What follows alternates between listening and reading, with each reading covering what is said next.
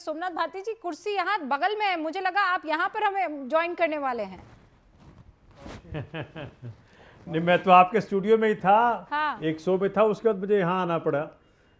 तो मुझे बताया कि अब मेरे घर पे सेटिंग लगा दी, तो मैं यहीं आ गया फिर। लेकिन आप ओमनी प्रेजेंट है। लेकिन सोमनाथ ऐसा है भारती कि जी, ये जो इस वक्त सारा मसला चल रहा है मिडिल ईस्ट को लेकर, और आपने सुना इस वक्त हर्षवर्धन जी क्या कह रहे थे कि भाई फैसला प्रधानमंत्री लेंगे और इस वक्त देश को एकजुट होकर खड़े रहना है, जो भी बातें हैं वो बाद में हो जाएगी। क्या संकट के इस मौके में भारत की तैयारी आपको कमतर लग रही है? ऐसा रुबिका जी, देखिए, जीवन में दो तरीके हैं खुश रहने के। या तो आप अपनी कोई प्रक्रिया करें, अपना मेहनत करें खुश रहने के लिए, या पड़ोस को देख लें। पड़ोस के दुख को देखकर खुशी होना भी एक तरीका होता है, ठीक है। तो हम पाकिस्तान को देखते रहते हैं हमेशा कि पाकिस्तान दुखी हुआ कि नहीं, पाकिस्तान में समस्या आई कि नहीं। अरे पाकिस्तान को देश से देखने लायक है? मतलब देखो ना भाई, चाइना को देखो, अमेरिका को देखो, रसिया को देखो। अगर देश को आगे बढ़ाना है तो वहां देखो ना। हमें तो इस बात का दुख मनाना चाहिए कि पाकिस्तान जैसा घटिया देश, उसको तवज्जो मिल रही है। अमेरिका दे रहा है, इजराइल दे रहा है, ईरान दे रहा है मीडिएट करने के लिए। इस बात पे दुख होता है। दूसरी बड़ी बात, ऑल पार्टी मीटिंग बुलाई माननीय मोदी जी ने, बड़ा हम सबको बड़ा खुशी हुआ। लेकिन ऑल पार्टी मीटिंग बुलाया माननीय मोदी जी ने ऑपरेशन सिंदूर में भी, या जो एनर्जी क्राइसिस हुआ अभी भी, दोनों वक्त माननीय मोदी जी मीटिंग में नहीं आएंगे। ऑपरेशन सिंदूर के वक्त तो माननीय मोदी जी मीटिंग छोड़कर चले गए थे बिहार में चुनाव प्रचार में। हो सकता है आज भी चले गए बंगाल में चुनाव प्रचार करने के लिए। मतलब इंपॉर्टेंस कहां है? वो सबको बोल रहे हैं इंपॉर्टेंस दो, इंपॉर्टेंस दो, साथ आओ, साथ आओ।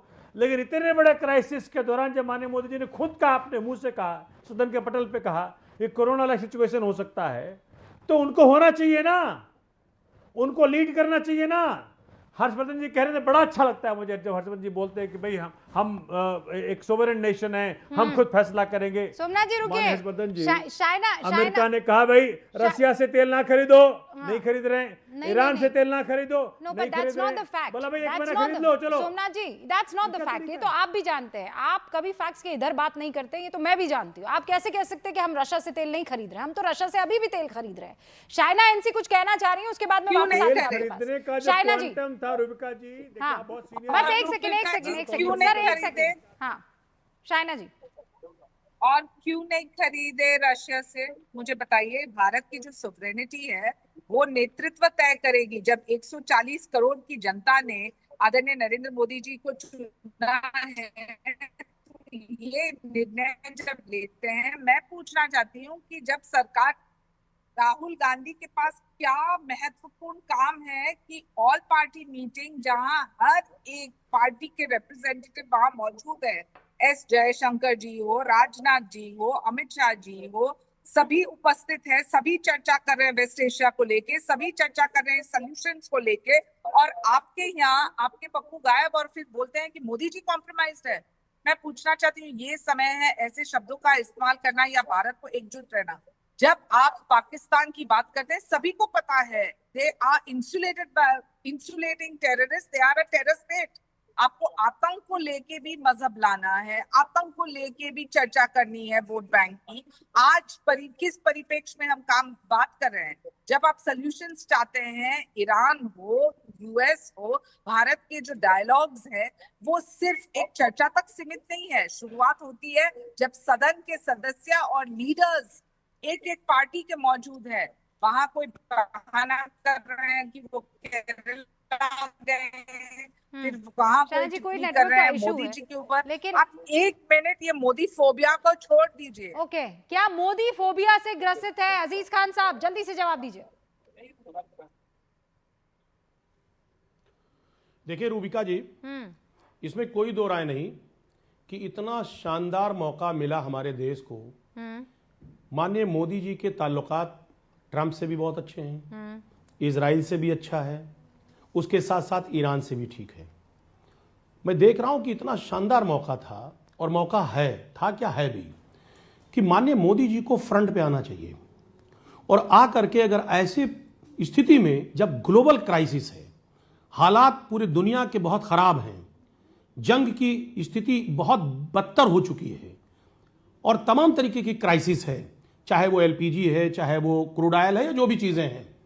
और अगर माननीय मोदी जी पहल करते, फ्रंट पर आते, तो एक अलग सी छवि माननीय मोदी जी की निकल के आती। एक बात आप समझिए, अभी मैं आपके चैनल पे ही देख रहा हूं और बाकी अलग भी कई जगह मैंने देखा कि लगातार चर्चा चल रहा है कि पाकिस्तान मीडिएटर बन रहा है, वो मामले को समझौता करा रहा है। अब वो क्या सच्चाई है ईश्वर जाने, मैं उस पर नहीं जाना चाहता हूं। अगर बदनसीबी से ऐसा है, एक ऐसा देश जिसकी कोई पहचान नहीं है, आतंकवादियों की ही पहचान है, वो जो कहीं ना कहीं कटोरा लेके घूम रहा है भुखमरी के कगार पे, अगर वो ऐसी स्थिति में आता है और अगर वाकई में उसे मौका मिलता है, तो ये हम सब के लिए बहुत दुख की बात होगी। क्योंकि हम आज की डेट में एक विश्वगुरु, आज भारत को लोग समझते हैं, पहचानते हैं, और अपनी हाजिरी दर्ज कराने के लिए कहीं ना कहीं कुर्बानी देनी पड़ती है, सामने आना पड़ता है, फ्रंट पर आना पड़ता है। लेकिन माननीय मोदी जी को तो मैं देख रहा हूं इतने लंबे टाइम से वो कुछ बोलते ही नहीं, वो किसी भी मसले पे नहीं बोलते। वो सोचते बोलने से बुराई हो जाएगी, नहीं, बोलने से बुराई नहीं होगी। सच को सच बोलिए, और जब सच को सच बोलेंगे तब आपकी पहचान पूरी दुनिया में होगी और आपका सम्मान होगा। वही ट्रंप जो पता नहीं कौन कौन सी भाषा से नवाजता है माननीय प्रधानमंत्री जी को, वो सरेंडर कर जाएगा। उसको लगेगा कि देखिए, जब तक आप अपने ताकत का एहसास नहीं कराएंगे लोगों को, लोग आपको ताकत को नहीं समझ पाएंगे। एक बात मैं दूसरी बात कहना चाह रहा हूं, लगातार ये चर्चा हो रहा है कि साहब एलपीजी की कमी नहीं है। डिटेल में आपकी बात को सुना है। अब आप कह रहे हैं कि ये जो आज पाकिस्तान ने अर्जित किया है, 1960 से हम देख रहे हैं कि पाकिस्तान अमेरिका का पिछलग्गू लगा रहा है। चाहे वो अफगानिस्तान के मामले में विदेशियों से डील करना हो, चाहे वो दूसरे मैटर्स में पाकिस्तान का इस्तेमाल करना हो, अमेरिका ने हर बार अपने हिसाब से किया है। ये पहली दफा तो नहीं है। सऊदी अरब जब फ्रंट में नहीं आना चाहता है, Pakistan has always played in front. ये आप भी जानते हैं, मैं भी जानती हूं। तो आप ये चाहते हैं कि जिस किरदार में आज पाकिस्तान है, उस किरदार में भारत आ जाए। कैसे आ जाए और क्यों आ जाए? देखिए रूबिका जी, हम किरदार की बात, हम पाकिस्तान से इंडिया को कंपेयर नहीं करते, कर रहे हैं आप, क्योंकि उसकी कोई हैसियत नहीं है। मैं बताऊं, हिंदुस्तान का, इंडिया का एक अपना वजूद मुझे है, एक बात बताइए, सुपर पावर है मुझे एक बात बताइए, जो और नहीं, अपनी मौजूदगी का छोटा सा सवाल का आप जवाब दीजिए। जो पाकिस्तान आप कह रहे हैं नेगोशिएशंस कर रहा है, देखिए आप उस पाकिस्तान के जरिए ईरान और अमेरिका आपस में बातचीत कर रहे हैं, वो पाकिस्तान अपना एक जहाज तो स्ट्रेट ऑफ हॉर्मुज से निकलवा नहीं पा रहा है। आज ही खबर आई है सर, आज ही, पेपर्स पूरे नहीं थे, पलटा दिया गया जहाज। आपको लगता है कि वो पाकिस्तान ये नेगोशिएशंस करवा देगा? किस पर यकीन कर रहे हैं आप? देखिए रूबिका जी, मैं वही कह रहा हूं, यकीन नहीं कर रहे हैं और यकीन है भी नहीं, तो नहीं है तो फिर कंपेयर क्यों कर रहे हैं? लेकिन जो चर्चा है, जो हालात पैदा है, ऐसी चर्चा पर आप ध्यान क्यों दे रहे हैं? जो चर्चा है, जो हालात है, अरे भाई क्यों ध्यान नहीं देंगे? क्यों देंगे आप? मैं कह हमारा काम है ध्यान देना। अरे भाई, हमारे देश का काम है ध्यान देना। अपने देखिए, स्ट्रेट ऑफ हॉर्मुज से मैं बताऊं निकल आपको, नहीं पा रहा है, जो दुश्मन होता है उसकी क्या हैसियत है? भाईजान, क्या हैसियत है उस मुल्क की? क्या औकात है? वो क्या कर देगा? मुझे ये बताइए। देखिए, मैं रूबिका जी, मुझे प्लीज मौका दें। हमेशा समझदार आदमी अपने दुश्मनों पे नजर रखता है, वो देखता है कि मेरा दुश्मन क्या कर रहा है। और हम ये नहीं कह रहे कि उसकी जहाज निकल रही है, नहीं निकल रही है, वो बहुत पावर है, ताकतवर लोग हैं, ऐसा नहीं कह रहा हूं। लेकिन जो वो कर रहे हैं, जो कर रहा है, मैं आपको बताऊं, हमारी नजर उस पर होनी चाहिए। नहीं, नजर दुश्मन तो पर सबकी नजर है, होनी चाहिए। कंपैरिजन नहीं होना चाहिए। दूसरे मुद्दों पे नजर रखिए ना, प्लीज मुझे मौका नजर दें। रखिए। पर आप ये कौन सा नहीं, आप कौन सा, अरे सुनिए भाई, आप क्या तवक्को रख रहे हैं? मुझे ये बताइए, क्या चाह रहे हैं? भाई सारी विदेशी मीडिया छाप रही है, तमाम चर्चा चल रहा है, चीजें निकल के आ रही हैं। मीडिया को आपने आज तो पहली बार देख रहे हैं, नजर तो रखनी पड़ेगी ना। मैं सिंपल सी बात कह रही हूं, स्ट्रेट ऑफ हॉर्मुज से जो मुल्क अपना जहाज नहीं निकाल सकता है, वो युद्ध में नेगोशिएट कैसे कर सकता है? मुझे बस इस चीज की जानकारी दे दीजिए। मैं इस टॉपिक को फिर आगे नहीं ले जाऊंगी, आपकी बात मान जाऊंगी। पहले वो जफर इस्लाम कुछ कह रहे हैं। जफर इस्लाम साहब, जल्दी 30 सेकंड्स। सोमनाथ जी, मुझे इसका जवाब दे दीजिए। मुझे बोलने मौका दो। देरी रुक जाइए, एक सेकंड। हाँ, मैं सिर्फ इतना बोल रहा हूं कि इनको देखना चाहिए कि ईरान ने सिर्फ जफर भाई, एक हमारे मिनट। एक अच्छा मिनट एक मेरी मिनट, बात तो अच्छा बोल लेने दीजिए, 10 सेकंड बोल लेने दीजिए। हाँ अजीज भाई नहीं, बोलिए। ईरान अच्छा बोलिए अजीज भाई बोलिए जल्दी।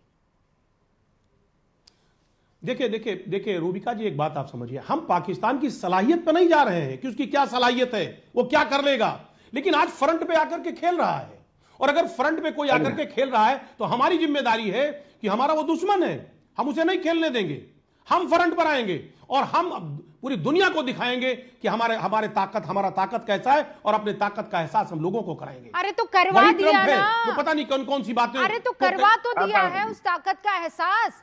हमारे जहाज लगातार आ रहे हैं, ईरान ने कहां करवा दिया? ईरान, अरे तो आप क्या कहां चाह रहे करवा हैं? दिया? तो क्या चाह रहे हैं, क्या करें? अरे भाई कैसे सुन लीजिए करवाएं? जरा, कुछ नहीं अजीज चाह साहब, रहा हूं। आपको जफर मैं इस्लाम चाह साहब रहा हूं बोल दो, ताकत उसके का बाद एहसास सोमनाथ भारती जल्दी से। जफर इस्लाम ताकत देखिए, का ऐसा एहसास है- हो। हाँ कैसे करते हैं, सुन- ताकत का एहसास कैसे करवाया जाए भैया बताइए।